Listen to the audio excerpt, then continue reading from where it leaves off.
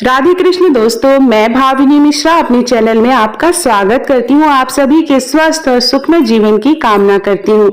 ऋषि पंचमी का व्रत आने वाला है, तो ऋषि पंचमी की पूजा हम कैसे करते हैं सप्त ऋषियों की, और साथ में बताऊंगी पूजा सामग्री और चौकी कब हटाएंगे, सारे सामान का क्या करना है, व्रत के नियम और क्या खाएं, संपूर्ण जानकारी आपको मैं वीडियो में दूंगी। ऋषि पंचमी का जो व्रत है वह भाद्रपद माह के शुक्ल पक्ष की पंचमी तिथि को रखा जाता है। यह व्रत महिलाएं रखती है रजस्वला दोष से मुक्ति पाने के लिए। मासिक धर्म के समय कुछ धार्मिक स्थल पर हमसे गलतियां हो जाती हैं, तो उसके लिए उस दोष से मुक्ति पाने के लिए यह व्रत रखा जाता है। आइए जानते हैं कि पूजा सामग्री कौन कौन सी पूजा सामग्री की जरूरत पड़ेगी। तो बहुत ही सरल तरीके से यह व्रत और पूजा की जाती है। तो पूजा सामग्री में हमें चाहिए सप्त ऋषियों की, अगर आपको फोटो मिल पाए, नहीं मिल पा रही है तो हम इस तरह से 7 सुपारी लेंगे सप्त ऋषि के लिए। आप चाहे तो मिट्टी या हल्दी से भी गोल आकृति बनाकर सप्त ऋषि बना सकते हैं। सामा का चावल चाहिए। देखिए, जोता बोआ इसमें नहीं उपयोग किया जाता है, तो जो नदी के किनारे चावल लगते हैं वो चावल आप ले सकते हैं। 7 जनेऊ चाहिए सप्त ऋषि को चढ़ाने के लिए, और अगर एक हो तो आप एक को ही सारे ऋषियों को चढ़ा सकते हैं। केला चाहिए, सेब चाहिए, जो भी ऋतु फल है आप ले सकते हैं। वस्त्र पहनाने के लिए चाहिए, फूल चाहिए सफेद रंग का ऋषियों को चढ़ाने के लिए। कलश स्थापना के लिए एक कलश जल भरा हुआ, उसमें हल्दी कुमकुम डाल सकते हैं, और उसके ऊपर कटोरी चाहिए। ऋषि पंचमी की व्रत कथा चाहिए। तो ये देखिए, ये सामग्री है, और इसी सामग्री से और थोड़ा सा हमें चाहिए श्रृंगार का सामान अरुंधति माता को चढ़ाने के लिए। तो हम एक चौकी लेंगे। आप बहुत से लोग कुछ भी नहीं बिछाते हैं, मिट्टी की आकृति बनाते हैं, तो उससे आप कर सकते हैं, या गोबर से लीप के भी उसके ऊपर भी मिट्टी की आकृति बना के पूजा करते हैं। तो मैंने एक चौकी ली, उस पर पीले रंग का वस्त्र बिछाया है। ऋषियों को पीले या सफेद रंग का ही वस्त्र बिछाना चाहिए। उसके बाद हम एक कलश स्थापना करेंगे, थोड़ा सा फूल का आसन देंगे, उसके ऊपर कलश रखेंगे। कलश के ऊपर मैंने फल रख दिया, आप चाहे तो दिया भी रख सकते हैं। उसके बाद गणेश जी को स्थापित करेंगे। सर्वप्रथम गणेश जी की पूजा होती है, तो गणेश जी की अगर छोटी सी प्रतिमा हो तो वो रख सकते हैं, नहीं तो आप एक सुपारी लेके गणेश जी को समीप मान के उन्हें स्वरूप मान के रख सकते हैं। उसके बाद ये देखिए, ये मैंने मिट्टी से बनाई है अरुंधति माता। तो अरुंधति माता की भी पूजा की जाती है सप्त ऋषियों के साथ। ये मैंने 7 पत्तियां ली हैं, कोई भी पत्ती आप ले सकते हैं। तो आसन के लिए, सप्त ऋषियों के आसन के लिए, या आप सामा के चावल भी ले सकते हैं आसन के लिए, आप फूल के ऊपर भी उनको विराजमान कर सकते हैं। तो मैंने पत्तियां ली हैं, 7 पत्तियां ली हैं, और उसके ऊपर 7 सप्त ऋषि मैं विराजमान करूंगी सुपारी से। जैसा मैंने बताया, आप हल्दी की गांठ भी ले सकते हैं 7, या आप मिट्टी से भी गोलाकृति बना के 7 ऋषि बना सकते हैं। तो ये देखिए, सप्त ऋषियों को याद करते हुए आप इस तरह से एक एक करके स्थापित करेंगे। तो इस तरह से सप्त ऋषि हम विराजमान करेंगे, और उसके बाद सभी ऋषियों को याद करते हुए हम संकल्प लेंगे। अभी मैं संकल्प लूंगी। तो सबसे पहले सबको स्नान कराएंगे गंगा जल से, इस तरह से। सर्वप्रथम गणेश जी को स्नान कराएंगे, उसके बाद सप्तऋषियों को स्नान कराएंगे, अरुंधति माता को स्नान कराएंगे, कलश पे जल डालेंगे इस तरह से, और फिर हम संकल्प लेंगे। हाथ में आप पुष्प ले लेंगे, और पुष्प लेने के बाद हम संकल्प करेंगे कि जो हमने सप्त ऋषि विराजमान किए हैं वो सभी आप उपस्थित हों, आप सभी सप्त ऋषि यहाँ उपस्थित हों, अरुंधति माता उपस्थित हों, और मैं ऋषि पंचमी की पूजा करने जा रही हूँ। यह संकल्प करते हुए आपको व्रत शुरू करना है, पूजा शुरू करनी है। तो संकल्प लेना है, उसके बाद हम एक एक करके सबको कुमकुम लगाएंगे। तो सर्वप्रथम गणेश जी को कुमकुम लगाएंगे, सप्तऋषियों को कुमकुम लगाएंगे। तो जैसा कि मैंने बताया, यह जो व्रत होता है वह रजस्वला दोष से मुक्ति पाने के लिए होता है। स्त्रियों से दोष हो जाते हैं मासिक धर्म के समय, और साथ में उनके पति को भी दोष लगता है। तो महिलाएं अपने पति और अपने ऊपर जो दोष लगा है उससे मुक्ति पाने के लिए ऋषि पंचमी का व्रत रखती हैं। यह व्रत आजीवन रहा जाता है, या फिर कम से कम 7 वर्षों के लिए रहा जाता है, और 8वें वर्ष में इसका उद्यापन किया जाता है।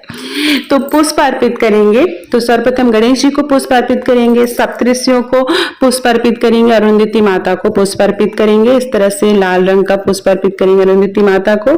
फिर जनेऊ पहनाएंगे भगवान गणेश को। जब भी जनेऊ आप हल्का सा हल्दी कहीं पे हल्का सा लगा दे, सप्तऋषियों को हम एक एक करके जनेऊ पहनाएंगे। अगर आपके पास 7 जनेऊ नहीं है तो आप एक ही जनेऊ से आप सबको पहना देंगे। जनेऊ नहीं उपलब्ध हो पा रहा है तो आप रक्षा सूत्र या कलावा लेके एक एक करके रक्षा सूत्र या कलावा तोड़ तोड़ के आप सबको वस्त्र अर्पित कर देंगे।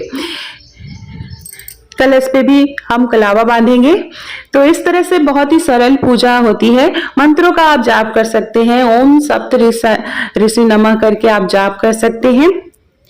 अरुंधति माता को चुनरी पहनाएंगे, श्रृंगार का सामान चढ़ाएंगे। श्रृंगार के सामान में आप चूड़ी, सिंदूर, बिंदी जरूर चढ़ाएं। उसके अलावा आप मेहंदी, आलता, महावर जो भी आसानी से आप उपलब्ध हो पाए वो हम अरुंधति माता को चढ़ाएंगे श्रृंगार का सामान। इसके बाद हमें फल फूल चढ़ाना है और घी का दीपक जला के रखना है। तो घी के दीपक से मैं आपको बता दूं कि गाय के घी का दीपक नहीं जलाना है। गाय के किसी भी वस्तु का प्रयोग वर्जित माना गया है। आप भैंस के दूध का जो घी बनता है वो उपयोग में लाए या भैंस के दूध का ही प्रयोग करें। जो मिठाइयां चढ़ाएं वो भैंस के दूध की होनी चाहिए। सप्तऋषियों को हम वस्त्र अर्पित करेंगे, फल चढ़ाएंगे। फल में आप जैसे सेब हो गया, केला हो गया। तो खाने की अगर हम बात करें तो वही चीज चढ़ाई जाती है जो हम खा सकते हैं। तो जोता बोया जो है ऋषि पंचमी के व्रत में नहीं खाया जाता है, तो इस बात का ध्यान रखना चाहिए। तो आप जैसे फल फूल खा के व्रत रख सकते हैं। फल फूल जैसे मेवा खा सकते हैं, मेवा भी आप भोग में मेवा भी लगा सकते हैं। तो आप ये सारी चीजें खा सकते हैं, जैसे मखाना खा सकते हैं, कोई भी मेवा खा सकते हैं, फल खा सकते हैं, सिंघाड़े कांटा आप या सिंघाड़े कांटा खा सकते हैं। जो भी चीजें ज्योति बोई जाती है, जैसे कोई भी अनाज नहीं खाना है तो वो सब चीजें नहीं खानी है। फिर प्रसाद अर्पित करने के बाद हमें ऋषि पंचमी की व्रत कथा पढ़नी होती है। ऋषि पंचमी की व्रत कथा सुनना बहुत ही अनिवार्य है। बहुत सी महिलाएं मंदिर में जाके भी पूजा करती हैं, तो वहां पे भी इसी तरह से सप्तऋषि विराजमान किए जाते हैं और इसी तरह से पंडित जी जो है वो कथा सुनाते हैं। आप चाहे तो नेट पे मेरे चैनल से भी आपको कथा मिल सकती है। उसके बाद हम आरती करेंगे, सप्तऋषियों की आरती करेंगे और आरती करने के बाद हम जल अर्पित करेंगे, भोग ग्रहण कराएंगे, चारों तरफ से आचमनी करेंगे। उसके बाद आरती खुद लेंगे और घर के और लोगों को भी देंगे। तो जो भी घर में इस टाइप की पूजा होती है उसमें हमेशा मैं बोलती हूँ कि सभी सदस्य शामिल हो तो अच्छा है, आप बच्चों को भी शामिल करें। तो यह जो व्रत होता है घर के लोगों के लिए, परिवार के सुख शांति के लिए व्रत रखा जाता है। किसी भी दोष से मुक्ति पाने के लिए व्रत रखा जाता है। सप्तऋषियों को याद किया जाता है, उनसे आशीर्वाद पाने के लिए व्रत रखा जाता है। तो इस तरह से हम ऋषि पंचमी की हम पूजा करेंगे। पूजा करने के बाद चीजों का क्या करना है वो भी मैं आपको बता दूं। चौकी कब हटानी, देखिए दोपहर के टाइम ये पूजा होती है 11 से 1 बजे के बीच में। शाम के समय आप चौकी हटा सकते हैं। तो जो चौकी पे जो सारा सामान है उसको एक करके हटाएंगे। जैसे कि जो फल फूल है आप वो प्रसाद अपने घर के लोगों और आस पड़ोस में आप प्रसाद के रूप में बांट सकते हैं। जो सुपारी सप्तऋषि है उनको आप किसी नदी में प्रवाहित कर दें, उस तरह से प्रवाहित करते हैं। और जो जनेऊ है वो आप पंडित जी को दान कर सकते हैं, किसी पंडित जी को आप दान कर सकते हैं। श्रृंगार का सामान प्रसाद के रूप में अपने लिए रख लें और किसी सुहागिन महिला या पंडिताइन को आप दे सकते हैं। तो जो भी सीधा जरूर निकालें, सीधा में एक दिन का खाना किसी पंडित जी को निकाला जाता है। दक्षिणा आप निकाल दें, आप चाहे तो अभी दक्षिणा निकाल के रख दें या जब आप सीधा निकाल रहे हैं तो उसमें आप दक्षिणा निकाल के रख देंगे। तो इस तरह से सारा सामान हटा लेंगे। जो कलश का जल है वो आप तुलसी की क्यारी या फिर किसी पौधे क्यारी में डाल देंगे। जो फूल माला आपने चढ़ाई है उस किसी क्यारी में डाल देंगे। और सारा सामान हटाने के बाद ये जो वस्त्र है पीले रंग का उसे भी आप दान कर सकते हैं। इसके बाद वहां पे जल का छिड़काव करेंगे और हाथ जोड़ के क्षमा प्रार्थना करेंगे कि कोई भी भूल चूक हुई हो तो हमें माफ करिएगा। तो इस तरह से पूजा। बहुत बहुत धन्यवाद ये वीडियो देखने के लिए। मेरे चैनल को प्लीज सब्सक्राइब करिएगा। धन्यवाद।